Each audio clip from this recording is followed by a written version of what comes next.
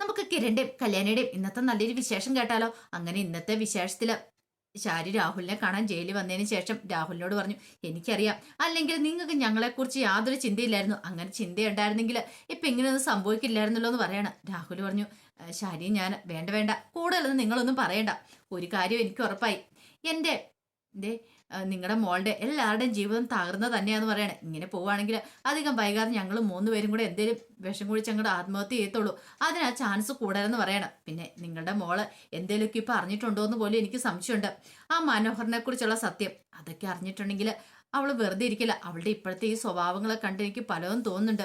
അവൾ എന്തൊക്കെയോ മനസ്സിൽ പ്ലാൻ ചെയ്തിട്ടാ മുന്നോട്ട് പോകുന്നേ. ഒരു കാര്യം ഞാൻ പറഞ്ഞേക്കാം, ഞങ്ങൾ മൂന്ന് പേർക്കും എന്തെങ്കിലും സംഭവിച്ചിട്ടുണ്ടെങ്കിൽ നിങ്ങൾ വായ്ക്കരിയിടാൻ മാത്രം അങ്ങോട്ടേക്ക് വന്നാൽ മതി എന്നൊക്കെ പറഞ്ഞ് ശാരിക്ക് ദേഷ്യം ഒന്ന് വായി വന്നെല്ലാം വിളിച്ചു പറഞ്ഞിട്ട് ശാരി അങ്ങോട്ടേക്ക് പോവാണ്. ആ സമയത്ത് രാഹുലിന് എന്ത് ചെയ്യണമെന്ന് അറിയില്ല. രാഹുലിന് വല്ലാത്തൊരവസ്ഥയായിപ്പോയി. ടെൻഷനാണോ, ഇനിയിപ്പോൾ ഇറങ്ങാനും പറ്റില്ല, പുറത്തിറങ്ങാതെ കാര്യങ്ങളും നടക്കത്തില്ലല്ലോ. അങ്ങനെ രാഹുൽ അകത്തേക്ക് കയറി വരുവാണ്. ഈ സമയത്ത് ഗംഗാപ്രസാദ് ഇങ്ങനെ ആലോചിച്ചോണ്ടിരിക്കുക. അപ്പോഴേക്കും ജയിലിലൊരു പോലീസുകാരൻ അങ്ങോട്ടേക്ക് വരുവാണ്. അയാളോട് ചോദിച്ചു, സാറേ സാറിൻ്റെ ഈ ഫോൺ തരാമെന്ന് ചോദിക്കുകയാണ്. എന്തിന്? എനിക്ക് അർജന്റായിട്ട് കോൾ വിളിക്കാനെന്ന് പറയും. നിന്റെ കോൾ വിളിയൊന്നും വേണ്ട, അതൊക്കെ നിന്റെ മനസ്സിൽ വെച്ചാൽ മതി, അറിയാലോ. അതിനേക്കാൾ കൂടുതൽ നിനക്ക് നല്ല ഫ്രീഡം ഒക്കെ ഇവിടെ കിട്ടുന്നുണ്ടല്ലോ, ഇനി നിനക്ക് ഫോണും കൂടെ വേണം അല്ലേ എന്നൊക്കെ ചോദിക്കുകയാണ്. അപ്പോഴേക്കും രാഹുൽ അങ്ങോട്ടേക്ക് വന്നു. രാഹുലിനെ കണ്ടു കഴിഞ്ഞപ്പോൾ അയാൾ ചോദിച്ചു, അല്ല തന്റെ ഭാര്യ വന്നിട്ട് താൻ കണ്ടോ, സംസാരിച്ചോ എന്നൊക്കെ ചോദിക്കുകയാണ്. അപ്പോഴേക്കും ഗംഗാപ്രസാദ് ചോദിച്ചു, സാറിന്റെ ഭാര്യ വന്നായിരുന്നു ചോദിക്കണം. വന്നിരുന്നു പറയണം. പിന്നീട് ആ കോൺസ്റ്റബിൾ അങ്ങോട്ടേക്ക് പോവാണ്. അപ്പോഴേക്കും വിക്രം കൂടെ അങ്ങോട്ടേക്ക് വരുവാണ്. വന്നു കഴിഞ്ഞപ്പോൾ ഗംഗാപ്രസാദ് ചോദിച്ചു, അല്ല അവർ വന്നിട്ട് എന്താ പറഞ്ഞെന്ന് ചോദിക്കും. എൻ്റെ ഭാര്യയുടെ മോളുടെ ഒക്കെ ജീവിതം വളരെ ദുരിതത്തിലാണ്. കാരണം മറ്റൊന്നുമല്ല, ആ മനോഹർ എന്ന് പറയുന്ന ഒരുത്തരുണ്ടല്ലോ, അവന്റെ ചതി അതെന്റെ മോൾക്ക് ചതിക്കാൻ പറ്റുന്നില്ല, സഹിക്കാൻ പറ്റുന്നില്ല അപ്പുറമായിരിക്കും. അതിനേക്കാൾ ഉപരി എന്ന് പറഞ്ഞാല് ആ കിരണും കല്യാണിയും എല്ലാം ചേർന്നിട്ടാണ് എൻ്റെ മോളെ ഇങ്ങനെ തകർത്തേന്ന് പറയണം. ആ കല്യാണി ഒരു പക്ഷേ കിരണിന്റെ ജീവിതത്തിലേക്ക് വന്നില്ലായിരുന്നെങ്കിൽ ഇന്ന് ഈ പ്രശ്നങ്ങളൊന്നും ഉണ്ടാകത്തില്ലായിരുന്നു. എൻ്റെ മോള് കിരണിന്റെ ജീവിതത്തിലേക്ക് ചെന്നേന. അങ്ങനെയാണെങ്കിൽ ഇപ്പോൾ ഒരു സത്യങ്ങളും ആരും അറിയാനും പോകത്തില്ലായിരുന്നു, വേറെ പ്രശ്നങ്ങളും ഉണ്ടാകത്തില്ലായിരുന്നു എന്നൊക്കെ ഇങ്ങനെ രാഹുൽ പറയണം. അത് കേട്ട് കഴിഞ്ഞപ്പം ഗംഗാപ്രസാദ് ചോദിച്ചു, അപ്പം ആ കല്യാണിയാണ് എല്ലാത്തിനും കാരണമല്ലേന്ന് ചോദിക്കും. അതെ, അവളാണ് എൻ്റെ ജീവിതത്തിലെ ഏറ്റവും വലിയ ധൂമകേതു എന്ന് പറയാം. ഗംഗാപ്രസാദ് പറഞ്ഞു, എൻ്റെ ജീവിതത്തിലും അതുപോലെ തന്നെയാ, അവള് എല്ലാം നശിപ്പിച്ചെന്ന് പറയണം. അല്ലായിരുന്നെങ്കിൽ ഈ പറയുന്ന ആ ലക്ഷ്മി എന്ന് പറയുന്ന ആ സ്ത്രീയുടെ കയ്യിൽ നിന്ന് എൻ്റെ പേരിലേക്ക് സ്വത്തുക്കളൊക്കെ എഴുതി വാങ്ങിക്കായിരുന്നു, കാര്യങ്ങളൊക്കെ കുറച്ചുകൂടി എളുപ്പമായി മാറിയെന്ന് പറയണം. അവൾ അവളുടെ ചേച്ചിയെ സംരക്ഷിക്കാൻ വേണ്ടി ഈ കാട്ടായങ്ങളൊക്കെ കാണിച്ചു കൂട്ടിയത് അതെനിക്ക് ഒരിക്കലും സഹിക്കാനും പൊറുക്കാനും പറ്റുന്ന കാര്യമല്ലെന്ന് പറയണം. വിക്രം പറഞ്ഞു, എൻ്റെ ജീവിതത്തിലും അവളാണ് കയറി കളിച്ചിരിക്കുന്നത്, ആ കല്യാണി എന്ന് പറയുന്നവള്. നമ്മുടെ മൂന്ന് പേരുടെയും ജീവിതത്തിൽ അവളാ ശത്രുവിൽ അന്വേഷിക്കണം. അതേന്ന് പറയണം. വെറുതെ വിടല്ലോ, ഒരു കാരണവശാലും ഇവിടെ നിന്ന് ഇറങ്ങി കഴിഞ്ഞിട്ടുണ്ടെങ്കിൽ എന്ത് ചെയ്യണമെന്ന് എനിക്കറിയാം എന്നൊക്കെ രാഹുൽ പറഞ്ഞിട്ട് രാഹുൽ അങ്ങോട്ടേക്ക് പോവാണ്. പിന്നെ ഒരു കാര്യം കൂടെ ഉണ്ട് എന്ന് പറഞ്ഞിട്ട് തിരിഞ്ഞു വന്നു. ഇവരെല്ലാം തീർത്ത് കഴിഞ്ഞിട്ട് ഞാൻ അവസാനം ആ മനോഹറിനെ തീർക്കുള്ളൂ, അവനെ ഇഞ്ചും ചാട്ടിയാൻ കൊല്ലുമെന്ന് പറയണം. അങ്ങനെ അയാൾ അങ്ങോട്ട് പോയി കഴിഞ്ഞപ്പോഴത്തേനും വിക്രം ഗംഗാപ്രസാദിനോട് പറഞ്ഞു, എന്നാലും ആ മനോഹർ ഒരു ബുദ്ധിമാനല്ലേ നിൽക്കുക. അതെ, അവൻ എവിടെയൊക്കെ ഭാര്യമാരുണ്ട് കുഞ്ഞുങ്ങളുണ്ടെന്ന് അവന് പോലും അറിയത്തില്ല. അവസാനം ഇതുപോലുള്ള ഒരുത്തിന്റെ മുന്നിലേക്ക് അവൻ വന്ന് ചാടിയില്ലോ എന്ന് പറയണം. അത് ശരി തന്നെയാ, പക്ഷേ എങ്കിലേ അവൻ ശക്തി കൊണ്ടല്ല ബുദ്ധി കൊണ്ടാണ് കളിക്കുന്നത്. നമ്മളൊക്കെ ശക്തി കൊണ്ട് കളിക്കും, പക്ഷെ നമ്മൾ പരാജയപ്പെട്ടു പോകും. പക്ഷെ അവന്റെ ബുദ്ധിയാണ് അവനെ പിടിച്ച് നിലനിർത്തുന്നതെന്നൊക്കെ പറയണം. പിന്നീട് കാണിക്കുന്ന കല്യാണിയും കിരണും കൂടെ പുറത്തേക്ക് പോകാൻ തുടങ്ങുക. അപ്പൊ കല്ലുമനെ കൊഞ്ചിക്കുന്നുണ്ട് സിറ്റൗട്ടി വെച്ച്. അപ്പൊ ദീപ ഉണ്ടായിരിക്കില്ല. പിന്നീട് ദീപയോട് പറഞ്ഞു, ഇനി പേടിക്കാനൊന്നും ഇല്ല കേട്ടോ, ധൈര്യമായിട്ട് അമ്മയ്ക്കിരിക്കാം, ശത്രുക്കളൊക്കെ അകത്തായല്ലോ. പിന്നെ അപ്പുറത്തൊരുത്തിയുണ്ട്, അതിനെ കാര്യമാക്കേണ്ട കാര്യമില്ല. അവള് വരുമ്പോൾ കഥ ഒന്നും തുറന്നിടായിരുന്നാൽ മാത്രം മതി എന്ന് പറയാം. കഥമൊക്കെ അടച്ചു കുറ്റിയിട്ടിരുന്നാൽ പിന്നെ കുഴപ്പമില്ല എന്ന് പറയണം. സേഫായിട്ട് അകത്തിരിക്കാന്ന് പറയണം. അങ്ങനെ കൊഞ്ചിക്കുന്ന കാഴ്ചയൊക്കെ ഇപ്പുറത്തുനിന്ന് സരു കാണുന്നുണ്ടായിരുന്നു. സരുവിന് സഹിച്ചില്ല. കിരണും കല്യാണിയും കല്ലുമോനെ എടുത്ത് കൊഞ്ചിക്കുന്നതൊക്കെ. തന്റെ മോൾക്ക് കിട്ടാത്ത സൗഭാഗ്യ അവൾക്ക് ഇപ്പൊ കിട്ടിയിരിക്കുന്നേ. അവളെ കിരണ് എത്രമാത്രം പൊന്നുപോലെ നോക്കുന്നത് അതൊക്കെ ഓർത്ത് കഴിഞ്ഞപ്പോഴത്തേനും സഹിക്കാൻ പറ്റുന്ന കാര്യമായിരുന്നില്ല സരുവിന്. കാരണം തന്റെ ഭർത്താവ് നോക്കുന്നില്ല. ഭർത്താവ് ഒരു റോഡാന്നുള്ള കാര്യം അവൾ അറിഞ്ഞിട്ടുണ്ടായിരുന്നല്ലോ. പിന്നീട് മുറിയിലേക്ക് വന്നു. കൺമണി അവിടെ കിടന്നുറങ്ങുന്നുണ്ടായിരുന്നു. കൺമണിയെ നോക്കിയിട്ട് പറഞ്ഞു, എൻ്റെ മോളെ എനിക്ക് എന്ത് ചെയ്യണമെന്ന് അറിയത്തില്ല. ഒരു പക്ഷെ ഇന്നല്ലെങ്കിൽ നാളെ നിന്റെ അച്ഛനെ കൊന്ന് ഞാനങ്ങോട്ട് ജയിലിലേക്ക് പോകും. പലതും സംഭവിച്ച് നിൽക്കും. അങ്ങനെ വന്നിട്ടുണ്ടെങ്കിൽ എൻ്റെ മോളെ നോക്കാനായിട്ട് ആരെങ്കിലും വേണം. അമ്മയുടെ കയ്യിൽ ഏൽപ്പിച്ചിട്ട് പോകാനേ പറ്റുള്ളൂ. പക്ഷെ എന്ത് ചെയ്യാൻ പറ്റും, അമ്മയ്ക്ക് ഒരു തുണയൊക്കെ വേണ്ടേ, കയറി കിടക്കാനത് വീടൊക്കെ വേണ്ടേ, എന്തെങ്കിലുമൊക്കെ ചെയ്യണം എന്നൊക്കെ കരുതിയിട്ട് സരിയു നേരെ താഴേക്ക് ചെല്ലുമ്പോഴത്തേനും ശാരി അവിടെ ആലോചിച്ചുകൊണ്ടിരിക്കുന്നുണ്ടായിരുന്നു. സരി എന്നിട്ട് ചോദിച്ചു, നിങ്ങളെന്താ ഭയങ്കര ആലോചനയിലാണല്ലോ എന്ന് പറയണം. അല്ല അത് പിന്നെ ഞാൻ ഓരോ കാര്യങ്ങളൊക്കെ. അല്ല എന്താ മോളെ എന്താ കാര്യം എന്ന് ചോദിക്കും. അതെ, ഞങ്ങൾ അമേരിക്കയ്ക്ക് പോയാലും നിങ്ങൾക്ക് ഇവിടെ സേഫായിട്ട് ജീവിക്കണമല്ലോ എന്ന് പറയും.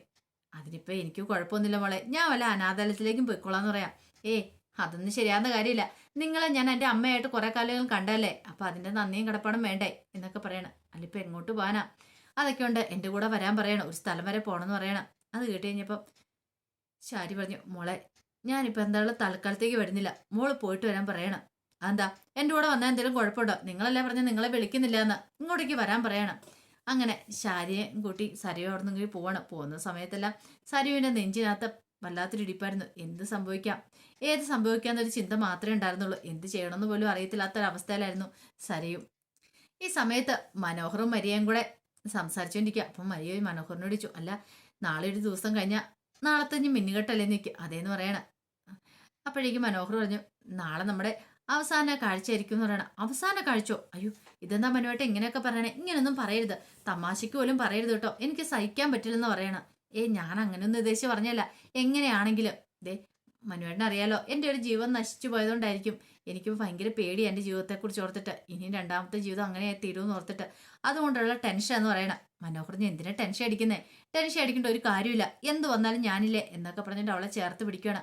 അതിനകത്തേക്ക് അങ്ങോട്ട് മരിയ വീണു. ഈ സമയത്ത് മനോഹർ മനസ്സിലോർത്തു, ഇവൾ എന്തൊരു പൊട്ടിയായിട്ടാ അമേരിക്കയിൽ പോകാന്നൊക്കെ പറയണേ. കാരണം അമേരിക്കയ്ക്ക് പോകുന്ന സമയത്ത് ഇവൾ തന്നെക്കുറിച്ച് കൂടുതൽ അന്വേഷിച്ചില്ല. തൻ്റെ അച്ഛനാരാ അമ്മയാരാ അവരെ കാണുമെന്ന് വാശി പിടിച്ചിട്ടൊന്നുമില്ല. ഇവൾക്ക് അങ്ങനെ ഒരു പ്രശ്നങ്ങളൊന്നും ഇല്ലാന്ന് തോന്നേ. കാരണം അങ്ങനെ എന്തെങ്കിലും പ്രശ്നങ്ങൾ ഉണ്ടായിരുന്നെങ്കിൽ ഇവള് പണ്ടേ അത് പറയേണ്ടതല്ലായിരുന്നോ എന്നൊരു ചിന്തയൊക്കെ മനോഹറിന്റെ മനസ്സിലുണ്ട്. തന്നെ ഇവൾക്ക് പൂർണ്ണ വിശ്വാസമാണ്, അതുകൊണ്ടല്ലേ. അല്ലായിരുന്നെങ്കിൽ ഇവളുടെ സ്ഥാനത്ത് വേറെ ഏത് പെണ്ണാണെങ്കിലും തന്നെക്കുറിച്ച് കൂടുതൽ ഡീറ്റെയിൽ ആയിട്ട് അന്വേഷിക്കും. അതുകൊണ്ട് എന്തായാലും നല്ല കാര്യമായിപ്പോയി. തനിക്കിനിയിപ്പോൾ ആ കാര്യത്തിൽ പേടിക്കണ്ടല്ലോ. ഇവിടെ തന്നെ അമേരിക്കയ്ക്ക് കൊണ്ടുപോകും, അവിടെ പോയി സുന്ദരമായിട്ട് ജീവിക്കാം. ആ സമയത്ത് ഒരു നിമിഷം ആലോചിച്ചിട്ട് മനോഹറിന്റെ മുഖത്തേക്ക് നോക്കിയിട്ട് മരിയ ചോദിച്ചു, അല്ല എന്ത് പറ്റി മനുവേട്ടാ? മനുവേട്ടൻ എന്താ ആലോചിക്കണേ നിൽക്കും? ഒന്നുമില്ല, നമ്മൾ അവിടുത്തെ പോയിട്ട് അവിടുത്തെ ജീവിതത്തെക്കുറിച്ചൊക്കെ അതേക്കുറിച്ചൊന്നും ഓർത്ത് ടെൻഷൻ അടിക്കണ്ട, അതിഗംഭീരമായിരിക്കും കാര്യങ്ങളൊക്കെ, ഇനി അതൊന്നും ഓർത്ത് ടെൻഷൻ അടിച്ച് നിൽക്കണ്ടെന്നൊക്കെ പറയണം. അങ്ങനെ മനോഹറിനെ സമാധാനിപ്പിക്കുന്നുണ്ട് മരിയയ്ക്ക് ആണെങ്കിൽ മനോഹറിനെ കിട്ടുവാണെന്നുള്ളൊരു ചിന്തയായിരുന്നു മനസ്സിലുണ്ടായിരുന്നേ. മനോഹറാണെങ്കിൽ ലോകം വെട്ടിപ്പിടിച്ചെടുക്കുകയും മട്ട എത്രയും പെട്ടെന്ന് തന്നെ അമേരിക്കയ്ക്ക് പോകാമല്ലോ. പിന്നീട് വൈകുന്നേരം ആയി കഴിഞ്ഞപ്പോഴത്തേനും മനോഹർ വീട്ടിലേക്ക് വരുവാണ്. ആ സമയത്ത് സരി ഇങ്ങനെ ആലോചിച്ചുകൊണ്ടിരിക്കുക, എന്ത് ചെയ്യണേ ഏത് ചെയ്യണമെന്നൊരു എത്തും പിടിയും കിട്ടുന്നുണ്ടായിരുന്നില്ല. അങ്ങനെ ആലോചിച്ചുകൊണ്ടിരിക്കുന്ന സമയത്ത് മനോഹർ അങ്ങോട്ട് കയറി ചെല്ലുന്നത്. മനോഹറെ കണ്ടു കഴിഞ്ഞപ്പോഴത്തേനും സരി ഇങ്ങനെ നോക്കി. പിന്നീട് ആഹാ ഇതെന്താ മനുവേട്ടത് എവിടെയായിരുന്നു ചോദിക്കണം. ഞാൻ പറഞ്ഞില്ല മോളെ, 2-3 കസ്റ്റമേഴ്സിനെ കാണാനുണ്ടായിരുന്നു, അതിനുവേണ്ടി പോയതായിരിക്കുമായിരുന്നു പറയണം. ഓ അങ്ങനെയാണല്ലേ, മനുവേട്ടൻ എപ്പോൾ നോക്കിയാലും തിരക്ക് മാത്രമുള്ളൂ എന്ന് പറയണം. മനോഹർ എങ്ങനെ ചിരിച്ചുകൊണ്ട് കഴുത്തിറക്കുന്നു. അപ്പം അതേ രീതിയിലാണ് സരിയും ചെയ്യുന്നത്. ഒന്നും അറിയത്തില്ലാത്ത മട്ടിലാണ് പെരുമാറുന്നതൊക്കെ ചെയ്യുന്നത്. ഈ സമയത്ത് മനോഹർ പറഞ്ഞു, മോളെ ക്ലയന്റിനെയൊക്കെ കാണാൻ പോയിട്ടുണ്ടെങ്കിൽ എല്ലാവരും കണ്ട് കാര്യങ്ങളൊക്കെ ഡീൽ ചെയ്തിട്ട് വേണേ വരാനായിട്ട്, അതുകൊണ്ടാണ് ഞാൻ ഇത്ര ലേറ്റ് ആയെന്ന് പറയാം. ഓ അതൊന്നും കുഴപ്പമില്ല മനുവേട്ട, നമ്മുടെ കാര്യങ്ങൾ ബിസിനസ്സും കാര്യങ്ങളൊക്കെ അത് നടക്കണ്ടേ, അതിന് ശേഷമല്ലേ ബാക്കി കാര്യങ്ങൾ നിൽക്കും. അതെ എൻ്റെ മോളിനും ബുദ്ധിയും ബോധമുണ്ട്, അതുകൊണ്ടല്ലേ. ഈ സമയത്ത് സരി പറഞ്ഞു, അതെ ഞങ്ങൾ ഇന്ന് രൂപാൻ്റിയുടെ വീട്ടിൽ പോയിട്ടുണ്ടായിരുന്നു പറയാം. അതെന്തിനാ അവിടെ പോയത്? അത് നമ്മൾ പിന്നെ ഉടനെ പോകത്തില്ലേ, അപ്പൊ പിന്നെ അമ്മയുടെ കാര്യം നോക്കാൻ ആരെങ്കിലും വേണ്ടേ, അച്ഛനും ജയിലിലും അല്ലേ, അപ്പൊ അതിന് വേണ്ടിയിട്ട് ഞാൻ രൂപാൻ്റിനെ പോയി കണ്ടായിരുന്നു പറയും. അല്ല എന്നിട്ട് അവരെന്ത് പറഞ്ഞു? എന്ത് പറയാനാ, ആട്ടി ഓടിച്ചു കാണും അല്ലേന്ന് ചോദിക്കുക.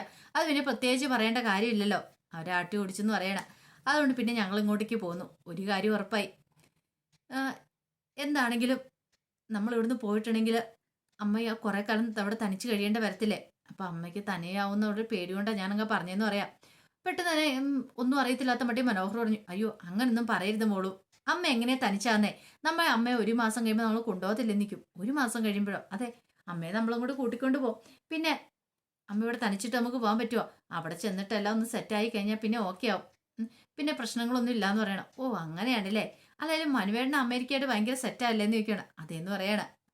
നമ്മൾ ആദ്യമായിട്ടൊന്നും അല്ലല്ലോ, നമ്മൾ ഇടയ്ക്കിടയ്ക്ക് ഇങ്ങനെ പോയിക്കൊണ്ടിരിക്കുന്നല്ലേ എന്നൊക്കെ ചോദിക്കണം. ആ സമയം സരിയുടെ മനസ്സിൽ ഇങ്ങനെ കത്തുവാണ് വേദന. സരി പറഞ്ഞു, അമേരിക്ക, നീ അമേരിക്ക കണ്ടിട്ട് പോലെയുള്ള കാര്യം എനിക്കറിയാടാ, നീ കണ്ട പെണ്ണുങ്ങളുടെ പുറകെ പോയേക്കെന്നുള്ള കാര്യമൊക്കെ എനിക്കറിയാം, പക്ഷെ നിന്നെ അങ്ങനെ ഞാൻ വെറുതെ വിടാൻ പോകുന്നില്ല, ഈ സരിയും ആരാ നീ അറിയാനായിട്ട് പോകുന്നുള്ളൂ എന്നൊക്കെ പറയണം. അപ്പോഴേക്കും മനോഹർ ചോദിച്ചു, എന്താ മോളും ആലോചിക്കണേ?